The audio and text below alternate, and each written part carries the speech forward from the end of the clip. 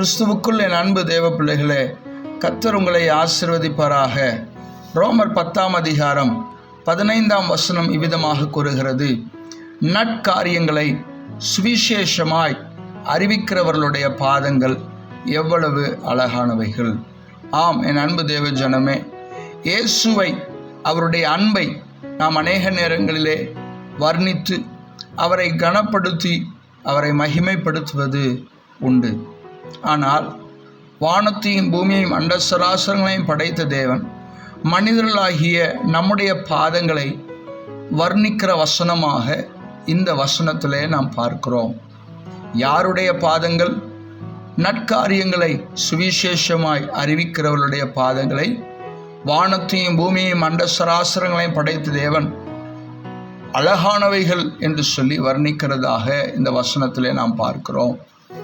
ஆம், என் அன்பு தேவ ஜனமே, நற்காரியங்கள் என்று சொல்வோமானால் இயேசு இந்த பூமியிலே நமக்காக, நம்முடைய பாவங்களுக்காக, நம்முடைய மீறுதலுக்காக, நம்முடைய அக்கிரமத்துக்காக தன்னுடைய ஜீவனையே கொடுத்தார்.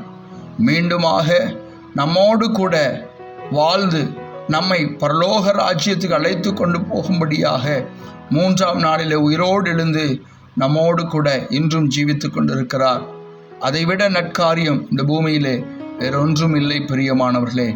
அப்படிப்பட்ட நற்காரியங்களை சுவிசேஷமாய் நீங்கள் வேலை பார்க்கிற ஸ்தலங்களிலே, நீங்கள் வசிக்கிற தெருவிலே, நீங்கள் வசிக்கிற கிராமங்களிலே சுவிசேஷமாய் கொண்டு செல்வீர்களானால் உங்களுடைய பாதங்கள் தேவனுடைய பார்வையில் மிகவும் அழகுள்ளவைகள் என்று சொல்லி கர்த்தர் வேதத்தில் எழுதி வைத்திருக்கிறார். ஆம், என் அன்பு தேவ பிள்ளைகளே, நமக்காக இயேசு மரித்தார். நம்முடைய பாதங்கள் அழகானவைகளாக காணப்பட வேண்டும் என்று சொல்லி அவர் விரும்புகிறார். நம்மிடத்தில் அவர் வேறு ஒன்றும் கேட்கவில்லை. பொன்னோ பொருளோ வேறொன்றும் அவர் நம்மிடத்தில் எதிர்பார்க்கவில்லை. அவர் நம்மிடத்தில் எதிர்பார்க்கிற ஒரே ஒரு காரியம், நம்முடைய பாதங்கள் அழகானவைகளாக காணப்பட வேண்டும். ஒருவேளை சுவிசேஷத்தை இந்த உலகத்துக்கு எடுத்து செல்லும்போது நம்முடைய பாதங்களை குறித்து மாத்திரமல்ல, நம்முடைய வாழ்க்கையை குறித்தும் மனிதர்கள் சில வேளைகளில் அற்பமாக எண்ணலாம். ஆனால் மனிதர்கள் அழிந்து போகக்கூடிய மனிதர்கள்.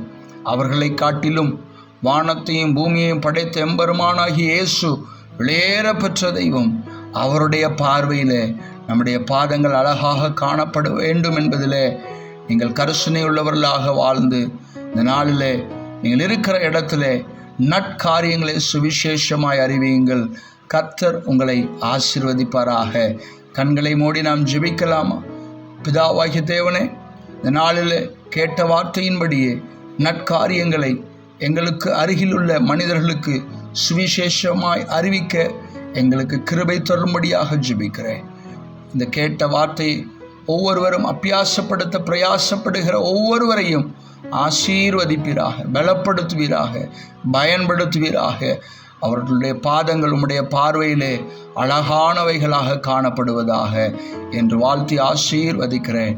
இயேசு கிறிஸ்துவின் இன்ப நாமத்தில் ஜெபிக்கிறேன் என் ஜீவனுள்ள நல்ல பிதாவே. ஆமேன். God bless you. கர்த்தர் உங்களை ஆசீர்வதிப்பாராக. ஆமேன்.